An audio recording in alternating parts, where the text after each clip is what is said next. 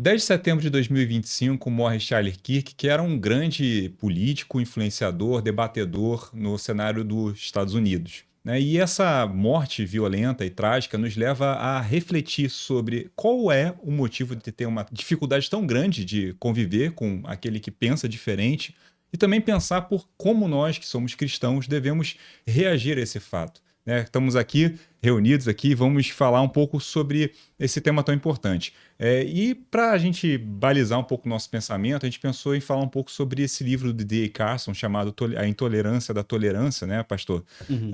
E tentar refletir por que tem sido tão difícil de conviver com aquele que pensa diferente. Verdade. É bom estarmos aqui, Stefan e Evelyn, para a gente conversar sobre esse tema que é tão relevante, né? A questão da tolerância e da intolerância. E a gente puxou o gancho, né? O tema até proposto aqui para o nosso podcast de hoje é o livro do D.A. Carson, que é a Intolerância da Tolerância, que parece até um contrassenso, né? Verdade. Poxa, a intolerância da tolerância, que história é essa, né? Mas acho que ele foi muito feliz nessa abordagem e no livro mesmo, né? E a gente até recomenda aqui, quem quiser ler, busca esse livro da editora Cultura Cristã, Donald Carson. Mas ele vai desenvolver a questão. Eu acho que o fundamental aí, Stefan e Evelyn, é o que a gente entende por tolerância. E é o primeiro ponto que o Carson vai abordar nesse livro, né? O conceito de tolerância. Porque existe um antigo conceito de tolerância e uma nova tolerância, né? E a gente precisa definir isso, né? Para a gente começar a falar, a gente precisa definir de que tipo de tolerância nós estamos falando, não é verdade? Isso. E eu gosto de uma passagem aqui do livro, né, que ele define assim, a antiga tolerância, né, ele fala, ó, de acordo com a antiga perspectiva da tolerância, uma pessoa pode ser considerada tolerante se, embora sustente perspectivas tenazes, ela insistir que os outros têm o direito de dissentir dessa perspectiva e defender o seu ponto de vista. E ele cita aqui uma frase que é atribuída muitas vezes a Voltaire, diz assim, não concordo com uma só palavra do que você diz, mas defenderei até a morte o direito de defendê-la. Então essa antiga perspectiva, ela diz o seguinte, né, eu não concordo com você, mas o debate é salutar, né, e eu vou defender o seu direito de defender uma posição diferente.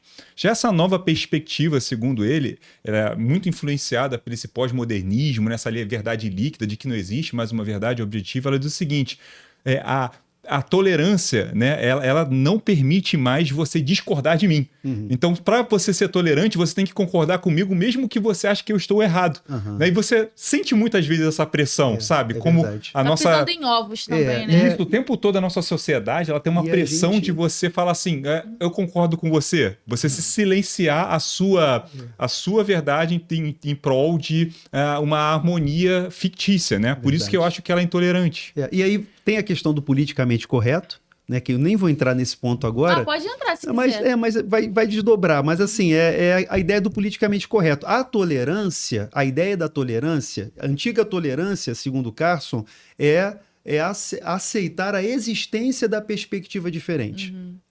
Que é o que o Stefan acabou de falar. É aceitar a existência de uma perspectiva diferente. E assim, você vai conviver e não vai destruir o outro porque é diferente. E aí volta a questão do Charlie Kirk, né, de destruir o outro porque é diferente. A radicalização do discurso. Aí que entra a intolerância da tolerância moderna. Porque a tolerância moderna, e aí como bem já colocou o Stefan, é simplesmente a aceitação da perspectiva diferente, como verdade. Então não existe uma verdade. E aí o cristianismo, e aí já queimando uma etapa aqui, Stefan, o cristianismo ele se apresenta como a verdade. A gente prega que Cristo é o único caminho. Então, a partir do momento que você assume a verdade bíblica, você é o intolerante, de acordo com a nova tolerância. Ou às vezes fundamentalista. É fundamentalista, e é essa interessante ideia. Isso, porque você vê nos debates dele, né? Eu pesquisei alguns, né? Tem algumas visões que eu vou discordar, outras que eu vou concordar. Como o telespectador. Mas é interessante quando perguntam para ele assim, mas você está dizendo que você é a única religião certa? Sim. Aí a pessoa começa a gritar com raiva, porque isso é para ele uma pessoa intolerante. Exatamente. Percebe? Nessa nova perspectiva, se você sustenta uma verdade, e uma verdade com força, você já é, por definição, intolerante. Você tem que ser o tempo... Mas é impossível, né? Porque como é que você vai ser infinitamente tolerante? É verdade. Então, por isso que é um contrassenso. Então, o Carson, eu anotei também fiz umas anotações do Carson, ele coloca assim, características dessa nova tolerância. Primeiro, ela não enxerga as próprias falhas. Aí que você acabou de colocar. Então, se você é tolerante e aceita a verdade do outro como verdade, você tem que aceitar até essa ideia de que a minha verdade é a verdade absoluta. Só que não pode aceitar. Então, é uma falsa tolerância. Então, ela não enxerga as próprias falhas, ela possui uma atitude de superioridade moral, né? Uma superioridade. O cristão, ele é considerado um páreo. O cristão é uma pessoa abaixo... É um soberbo. Né? Exatamente. Ele é um soberbo que não consegue ver que todos os outros também estão certos. Exatamente. Né? Se você acredita na Bíblia como palavra de Deus, você é tacanho. Você não pode ser uma pessoa... O seu pensamento não pode ser... impositor de discursos. Então, né? como é que esse discurso pode ser de tolerância se ele não tolera a posição, a perspectiva do outro? Porque, assim, a ideia de tolerância é aceitar a existência. Vamos pegar a ideia tradicional. Aceitar a existência da perspectiva diferente, mesmo que você discorde. A frase do Voltaire. Eu aceito, você pode... Né, eu vou defender o teu direito de sustentar a sua posição, apesar de não concordar com você. E assim, essa é a ideia da verdadeira tolerância, ou a antiga tolerância. Mas nessa tolerância moderna, ela não pode ser questionada. Uma outra característica que o Carson coloca, ela não pode ser questionada. Porque se ela é questionada, e aí a incoerência, mais uma vez. Se a tolerância nova é aceitar as perspectivas diferentes como verdades também, então como é que eu não posso aceitar o questionamento da minha perspectiva? Sabe, é um discurso muito falacioso, é um discurso muito falso, que tem uma aparência, aí vem a questão que eu falei do politicamente correto, tem uma aparência de boa convivência, de ser, né, de vamos buscar a paz e a harmonia, mas na verdade não acontece isso. E isso, gente, se materializa nesses tipos de condutas que nós temos visto, nessa radicalização, inclusive com a violência. As liberdades individuais também, né? Exatamente. Então, assim, dos dois lados, né, a radicalização. Só mais duas características aqui. Ele coloca que ela é socialmente perigosa. Então, essa nova tolerância, ela é socialmente perigosa. Por quê? Porque ao mesmo tempo que ela cria essa aparência de harmonia, ela não vai aceitar o diferente. No fundo, ela não vai aceitar o diferente. Ela vai gritar, como você falou. Se você for agora, né, num determinado ambiente de um debate, e se você tiver uma discussão com uma perspectiva diferente, e se você não consegue se conter, e você levanta a voz, e você grita, e você agride, então isso não pode ser chamado de tolerância. E a última característica, ela é intelectualmente debilitante. Intelectualmente debilitante. Essa é forte, né? Entra até no Jonas Madureira. Por que ela é debilitante? Porque ao mesmo tempo que ela aceita tudo, ela não aceita nada. Então, vamos lá. A nova tolerância é aceitar todas as perspectivas diferentes como verdade. Então, se tudo é verdade, o que é verdade? Se tudo é verdade, o que é verdade? Né? Se você está usando uma blusa preta, então eu digo que ela é branca. Então, o que é verdade? Se a minha perspectiva, se eu vejo dessa maneira, eu digo, não, a minha maneira de ver. Então, essa é a crise. É a crise da pós-modernidade. Eu acho que a pós-modernidade, essa intolerância, né, ela fuge muito ali desse contexto do pós-guerra, né, em que as pessoas começaram a ver aqui ideias predominantes como, né, regimes aí fascistas, né, tinham discursos muito fortes e eles ficaram totalmente avessos. Mas essa aversão, né, gerou um outro lado que falou assim, não podemos ter mais nenhum tipo de discurso que defenda a verdade. E o problema grande disso aqui é não perceber que nós, como seres humanos, pensamos diferente e que está tudo certo, tudo bem pensarmos diferente. O que a gente precisa não é voltar, mas é aprender a lidar com aquele que pensa diferente e articular isso debaixo de uma postura minimamente não violenta, né? Exato. Porque eu acho isso que é o ponto mais importante, que eu acho que o cristianismo também nos ensina. Não, e o mundo sermos pacificadores. Nós, né? É verdade, essa é a expectativa, né? Dessa realidade da sociedade em relação ao cristão. Ao mesmo tempo, e aí entra um ponto fundamental que você colocou, Stefan e Evelyn, que vocês colocaram, né? Porque como é que o cristão vai reagir a isso? Como é que nós, como cristãos, nessa sociedade que pensa dessa maneira, que prega uma tolerância que é intolerante, né, dentro do que a gente acabou de definir aqui, como é que nós, como cristãos, vamos nos portar? Por quê? Porque se eu creio que a Bíblia é a palavra de Deus, ela é inerrante, e eu digo isso, eu creio de verdade nisso,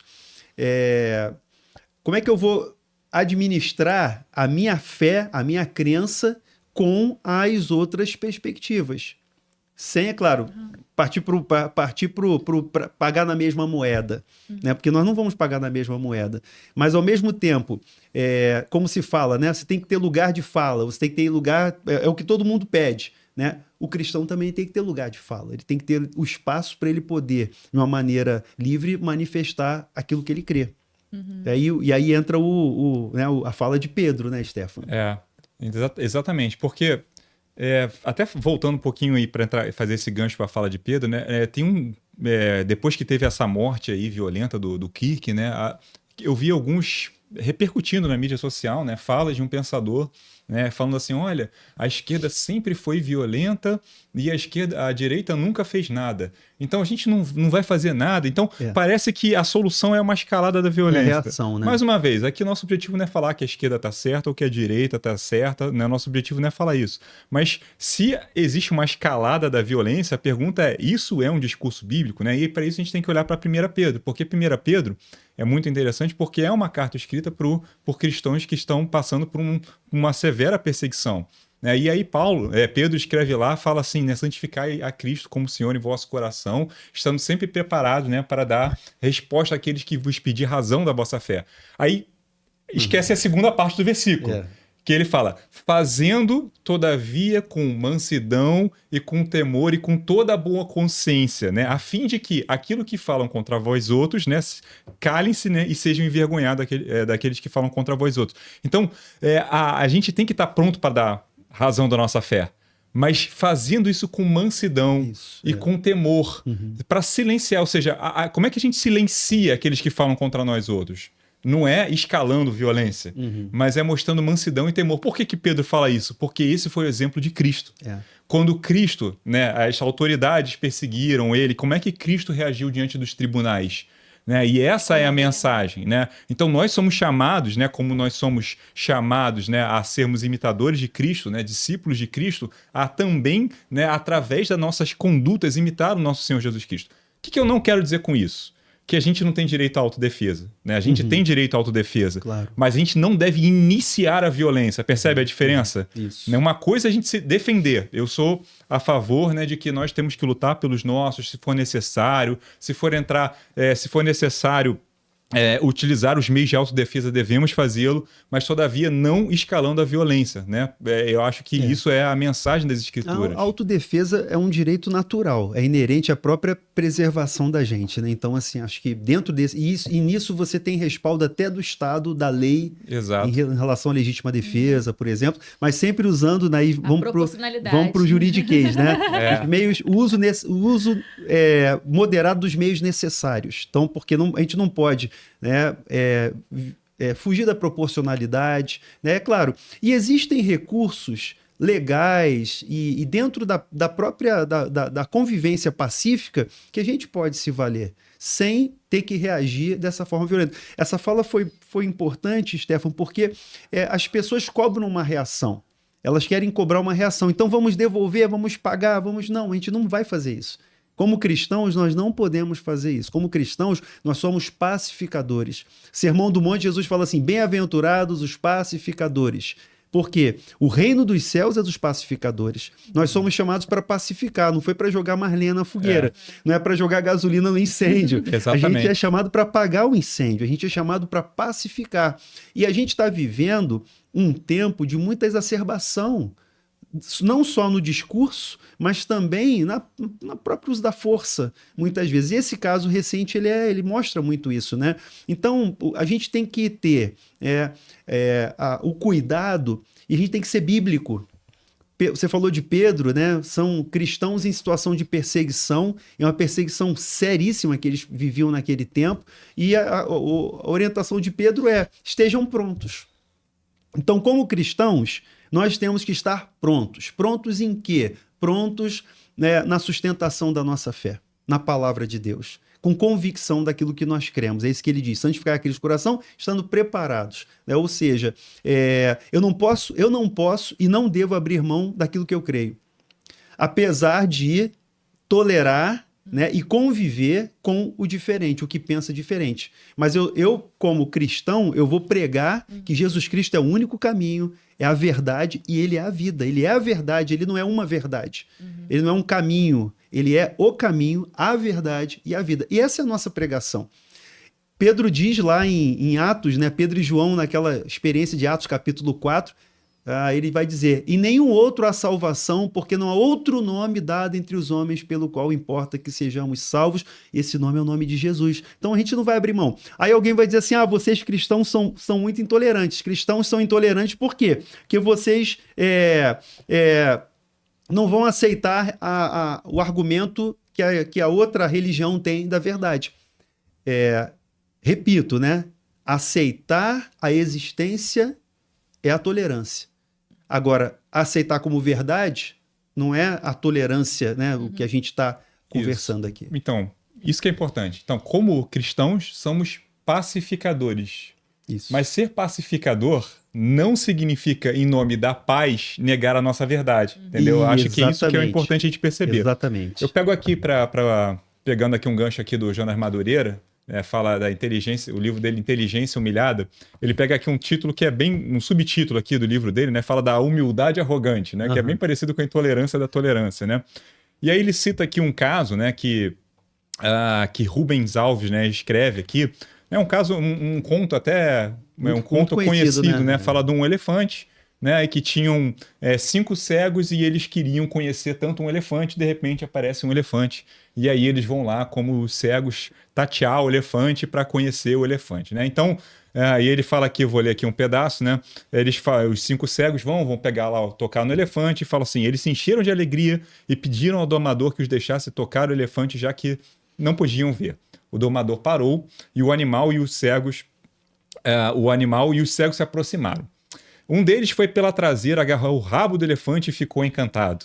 O segundo foi pelo lado, abraçou uma perna e ficou encantado. O terceiro apapou o lado do elefante e ficou encantado. O quarto passou as mãos na orelha do elefante e ficou encantado. E o último segurou a tromba e ficou encantado. E do elefante os cegos começaram a conversar. Aí um diz, né? Quem diria que o elefante é como uma corda, disse o primeiro. Corda coisa nenhuma, disse o segundo, é como uma palmeira. Aí depois continua, vocês estão loucos, disse o terceiro, o elefante é como um muro muito alto. E aí o seguinte continua dizendo, vocês não só são cegos dos olhos, disse o quarto, são também cegos da cabeça, pois é claro que o elefante é como uma ventarola. Doidos, disse o quinto, o elefante é como uma cobra enorme. Por mais que conversassem, eles não conseguiam chegar a um acordo. Começaram a brigar, separaram-se e cada um deles formou uma seita religiosa diferente. A seita do deus corda, a seita do deus palmeira, a seita do deus parede, a seita do deus ventarola, a seita do deus cobra. E aí ele termina assim, assim são as religiões. Aí o Madureira fala, ou seja, todas as disparidades entre as religiões para Rubem Alves são meras diferenças de percepção e não uma realidade.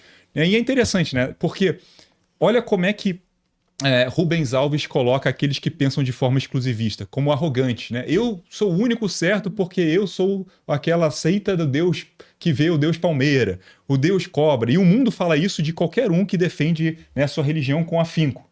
Não, ele fala, esses são arrogantes, porque na verdade, e que é o discurso que na verdade são diferenças de percepções e existe um único Deus. Né? Mas isso aí a gente chama de pluralismo, né? A ideia de um pluralismo. E aí, o que o Jonas Madureira fala? Mas tem uma coisa que você não percebe na história, que o pluralista, né, que é esse que defende que cada um tem uma percepção diferente, é o único que vê. E que todos os demais são cegos. Ou seja, quem é o verdadeiro arrogante na história? Percebe? O pluralista fala que todos os demais são cegos. Então, na verdade, essa é, no final, uma intolerância da tolerância, né? Ou a arrogância da humildade. Né? Então, nós, como os cristãos, não devemos sucumbir a esse discurso em nome da humildade, porque isso é uma falsa humildade. Né? Nós defender uma verdade é natural dos seres humanos. Todos eles defendem uma verdade.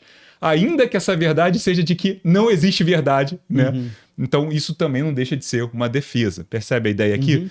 Então nós temos como cristãos o direito e o dever de defender que Cristo é o único caminho, né, entre Deus e os homens, aquele único mediador entre Deus e os homens, aquele que nos redime, aquele que nos salva, todavia, né, sempre com mansidão e com temor, a fim de silenciar aqueles que nos acusam falsamente. Isso é importante, e você falando, lembrei dos nossos jovens, nossos adolescentes, né?